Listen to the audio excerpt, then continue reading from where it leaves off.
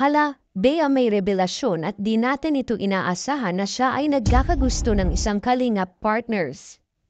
Biglang pagkadulas at paglilihim ni Bea, nilalantad na at isinisiwalat ng nanay niya.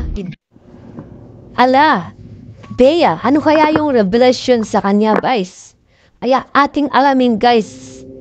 At kung bago ka pa lamang sa aking YouTube channel, guys, please like and subscribe na rin po at pakipindot na rin po ang notification bell button para updated po kayo sa mga ilalabas natin reaction video, guys. At huwag pong kalimutan, suportahan ang amang matubang na si Kuya Pal Santos Matubang, Ate Edna Vlogs, Kalinga Prab at buong Kalinga Reactor at buong Kalinga Team. At huwag na nating patagalin to, mga idol. Panoorin na natin ang revelasyon ni Bea. Let's go!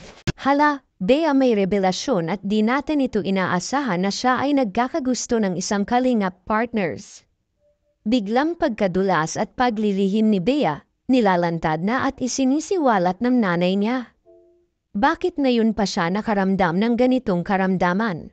At siya na mismo ang nagsabi na nagustuhan niya ito na bigla na lang niya itong nabigkas. Na nagkakagusto nga siya sa isang kalingap partners. Ito ang ating gagawan ngayon ng reaction, mga kababayan. Pero bago yan, nais ko po sana'y makiusap na i-like ang video na ito. At isang mapagpalang araw, mga kababang karamihan. Ano nga ba ito? Nabigla na lang ito nabanggit sa mismong bibig ni Bea. Sino nga ba sa kalingap partners ang nagustuhan niya?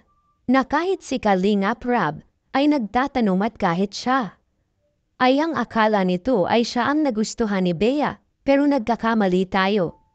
Dahil ito pala ang taong gusto ni Bea na makakasama nila.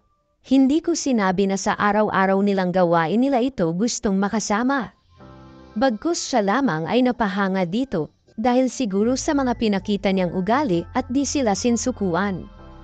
Para ma-enhance at mahinang ang kanilang kakayahan para hindi na mahiya pa na makikipagsalamuha ng ibang tao. Sino nga ba siya, mga kababayan? Well, mga kaibigan at mga kalingap.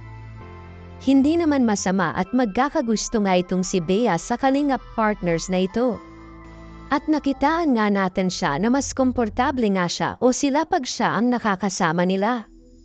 At ito ay napakamahalaga para sa kanila ng likas na pagkamahiyain. Atin kasi dito mapapansin na sa ganitong sitwasyon na marunong na silang humanga o nagkakagusto sa isang kalingap partners. At isa pa, parte naman kasi ito sa isang socialization. At indikasyon ng unti-unti na nilang naiintindihan ang salitang pakikisalamuha sa ibang tao.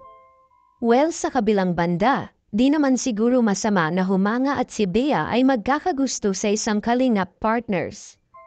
Bagkus atin itong ma-appreciate ang ginagawa niya na humanga sa isang kalingap partners.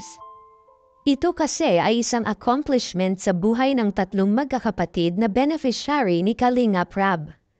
Na nagpapakita lang ito na may improvement at pagbabago na sa magkakapatid na itinuring ng mga kapitbahay niya na zombie sisters. Dito ay nagbigay ng mensahe si Kalingap Rab na masaya siya na ito na ang nagagawa nila pagdating sa pagtulong nila sa tatlong magkakapatid na ito. Kaya naman, sabi ni Kalingap Rab, asahan natin na mahaba-haba pa itong lalakbayin nila para sa tatlong magkakapatid na sina Chris, Bea at Melissa. At nangako ito na i-line up na sila sa mga gagawin pabahay ni Kalingap Rab. Grabe po at tunghayan at susundan pa natin ang kwento ng tatlong magkakapatid na ito. Hanggang sa tuluyan ng mabago ang buhay at pamumuhay nila.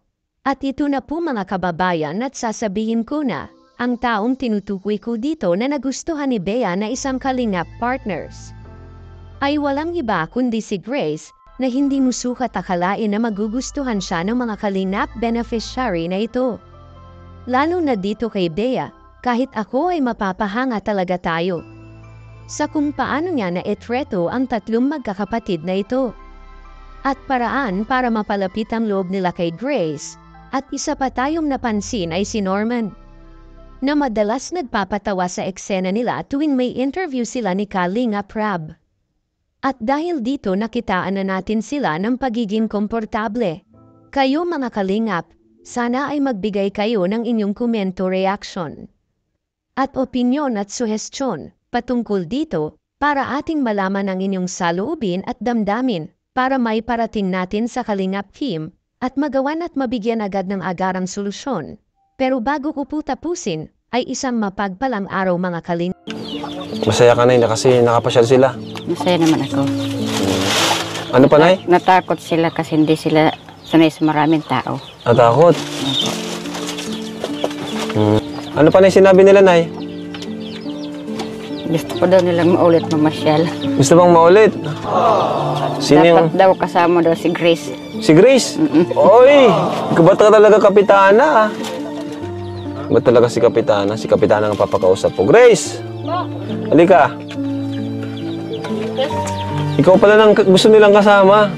Ikaw daw ang gusto nilang kasama. Ni Bea. Oo. Kausapin mo, Grace? Kumustahin mo sila? Doon ka. Kasi mabait ka daw, sabi ni Bea. Ibig sabihin ako hindi mabait? Ha? At yun nga guys, no, hanggang dito na lang ating reaction video mga idol. No? At kung hindi po pala kayo nakasubscribe, please subscribe na rin po at paki-like and share na rin po ang mga videos natin. At huwag kalimutan supportaan si Kalingap Rob at Edna Vlogs. Kuya Balsans Matubang, lahat po ng buo ng Kalingap team, Kalingap Reactor, supportan po natin po. At salamat po sa mga nanonood. Salamat po sa suporta, sa Kalingap. Hanggang dito na lang guys ang ating reaction video. Bye-bye and good luck and see you to my next reaction video. Mwah mwah chup chup.